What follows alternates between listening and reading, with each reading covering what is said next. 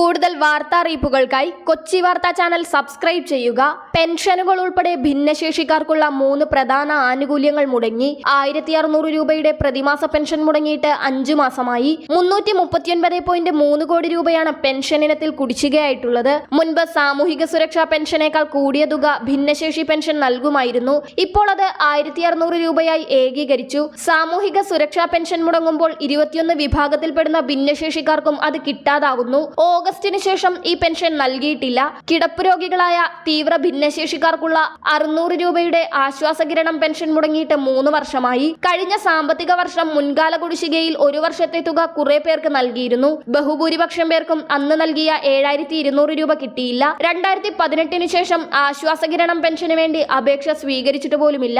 ഭിന്നശേഷിക്കാർക്കുള്ള നിരാമയ ആരോഗ്യ ഇൻഷുറൻസ് പ്രീമിയവും വർഷം തോറും പുതുക്കാനുള്ള തുകയും BPL-കാർക്ക് സർക്കാർ നൽകുമായിരുന്നു. 1 വർഷമായി അതും മുടങ്ങി. ഇതിൽ എൻറോൾ ചെയ്തവർക്ക് 1 ലക്ഷം രൂപയുടെ ഇൻഷുറൻസ് പരിരക്ഷ ലഭിക്കുന്നതാണ്. നിരാമയയിൽ എൻറോൾ ചെയ്യുന്നതിന് BPL വിഭാഗത്തിന് 250 രൂപയും APL വിഭാഗത്തിന് 500 രൂപയുമാണ് പ്രീമിയം. ഇത് പുതുക്കുന്നതിന് BPL വിഭാഗത്തിന് 50 രൂപയും APL വിഭാഗത്തിന് 250 രൂപയുമാണ് ഈടാക്കുന്നത്. സാമൂഹിക നീതി വകുപ്പ് പ്രീമിയവും റിന്യൂവൽ ചാർജും സൗജന്യമായി നൽകി വന്നിരുന്നു. 1 വർഷമായി അതുമില്ല. അതിനാൽ ഭിന്നശേഷിക്കാർ തന്നെ ഇതും അടയ്ക്കേണ്ടി വരുന്നു. ഭിന്നശേഷിക്കാർക്കുള്ള ആനുകൂല്യങ്ങൾ നൽകാതിരിക്കുന്നത് നിയമവിരുദ്ധമാണ്. എന്നാൽ കാര്യമായ സർക്കാർ ആനുകൂല്യങ്ങളൊന്നും ഭിന്നശേഷിക്കാർക്ക് ഇപ്പോൾ കിട്ടുന്നില്ല. ഭിന്നശേഷിക്കാർക്കുള്ള ആനുകൂല്യങ്ങൾ നിഷേധിക്കുകയോ വൈകിപ്പിക്കുകയോ ചെയ്യുന്നത് നിർഭാഗ്യകരമാണ്.